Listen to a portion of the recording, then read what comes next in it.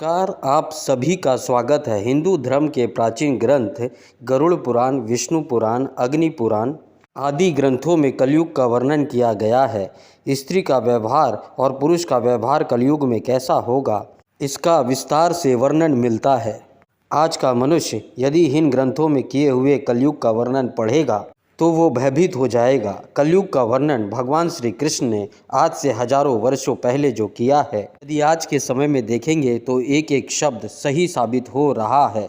जैसा कलयुग के बारे में कहा गया है वो पूरा का पूरा सच है। स्त्रियों के विषय में जो जो बातें कही गई है उनका एक एक शब्द सही दिखाई देता हुआ दे रहा है।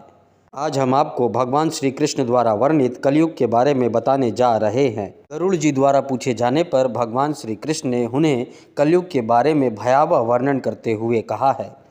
श्री कृष्ण कहते हैं, सतयुग, त्रेता युग, द्वापर युग और कलयुग ये 4 युग हैं और इन युगों में कलयुग सबसे छोटा और सबसे भयंकर है। कलयुग ही सबसे दुखदायक है। कलयुग में जब पाप अंतिम चरण पर होगा तब धर्म का संपूर्ण नाश हो जाएगा और एक भयंकर तूफान से कलयुग नष्ट हो जाएगा। भगवान श्री कृष्ण ने कलयुग में स्त्री पुरुष कैसे होंगे, उनके कर्म कैसे होंगे, उनके व्यवहार कैसे होंगे, इनके बारे में बताया है। आइए हम आपको संक्षिप्त में बताते हैं। पुराणों में कलयुग का वर्णन किस प्रकार से किया है। सबसे पहली बात, बलवान पुरुष ही सबका स्वामी होगा। गरुड़ पुराण के अनुसार जो पुरुष चाहे भी किसी भी कुल में जन्मा हो, जो बलवान होगा वही सबका स्वामी होगा। वह सभी वर्णों से कन्या ग्रहण करेगा। दूसरी बात, कलयुग में किसी व्यक्ति के मुंह से जो भी निकल जाएगा उसे ही शास्त्र समझा जाएगा। ये दूसरी बात। कलयुग में ढोंग और पाखंड उसके अंतिम चरण पर होगा।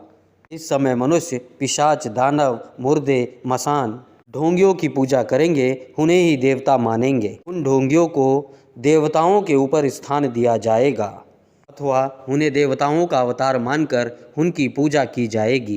तीसरी बात, कलयुग में उपवास, दान, धर्म, तप आदि प्रकार के कर्म लोग अपने इच्छा अनुसार करेंगे। कोई विधि का पालन नहीं करेगा। उपवास एवं व्रत में लोग किसी भी चीज़ का सेवन करेंगे। चौथी बात, थोड़ा सा ही धन प्राप्त करने पर लोगों को धनवान होने का गर्व प्रदान हो जाएगा। मनुष्य धन का प्रयोग दिखावे में करेगा। हर कोई अपने आप को धनवान दिखाने में लगा रहेगा। पांचवी बात, जो पति धनहीन होगा उस पुरुष को स्त्रियां छोड़ देंगी और कलयुग में धनवान पुरुष ही स्त्री का पति होगा। जो मनुष्य धन कमाएगा वही स्त्रियों का स्वामी होगा। छठवीं बात, कलयुग में मनुष्य केवल दूध के लिए ही गाय को पालेगा, लेकिन गाय की कभी पूजा और सेवा नहीं करेगा। सातवीं बात, कलयुग में मनुष्य का सारा धन घर बनाने में ही खर्च हो जाएगा। वह दान धर्म कभी भी नहीं करेगा। प्रत्येक मनुष्य की बुद्धि केवल धन कमाने में लगी रहेगी, वो ईश्वर में अपना मन कभी नहीं लगाएगा। आठवीं बात, कलयुग में स्त्रियां केवल सुंदर मनुष्य के लिए ही स्वेच्छाचारिणी होंगी। वो सुंदर पुरुष की चाह में शास्त्र के दंड और धर्म किसी को भी नहीं मानेगी। सभी स्त्रियां पापी और व्यभिचारी पुरुषों से ही प्रेम करेंगी। सदाचारी और धर्म के पथ पर चलने वाले मनुष्यों से स्त्रियां सदा हमेशा भेद करेंगी, द्वेष करेंगी। नवीं बात, कलयुग में मनुष्य को अन्याय करने के लिए, धन को प्राप्त करने के लिए खुशी होगी। उन्हें दूसरों को दान करने में और उन्हें भोजन कराने में, इस तरह के दान करने में उन्हें सुख की अनुभूति नहीं मिलेगी। 10वीं बात, कलयुग में मनुष्य एक दमड़ी के लिए स्वार्थ करेंगे, किसी को भी एक पैसे की सहायता नहीं करेंगे। 11वीं बात, कलयुग में लोग बिना स्नान किए भोजन करेंगे। अग्नि देवता और अपने घर पे आए लोगों का भी सम्मान नहीं करेंगे। कलयुग में स्त्रियां ज़्यादा भोजन करने वाली, लड़ने वाली और कम संतान पैदा करने वाली होंगी और अपने दोनों हाथों से सिर को खुजलाते हुए गुरुजनों और अपने पतियों का अपमान करेंगी। कलयुग की महिलाएं अपना पेट पालने के लिए तत्पर, कड़वी बोलने वाली होंगी।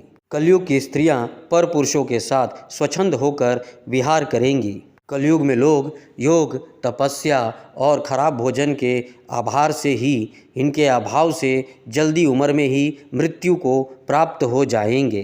कलयुग में महिलाएं 7-8 वर्ष की आयु में ही प्रेग्नेंट हो जाएंगी और 11-12 वर्षों में ही उनके बाल पक जाएंगे। कोई भी मनुष्य 20 वर्ष से अधिक जीवित नहीं बच पाएगा। कोई भी खेत अनाज उत्पन्न नहीं कर पाएंगे। सूर्य अधिक ताप प्रदान करेंगे। सभी फल रस से रहित होंगे और हर तरफ केवल शमी के पेड़ ही दिखाई देंगे। तब समझ लेना चाहिए कि कलयुग का अंत निकट आ चुका है। तो दोस्तों, इस तरह से हमारे पुराणों में कलयुग का वर्णन किया गया है।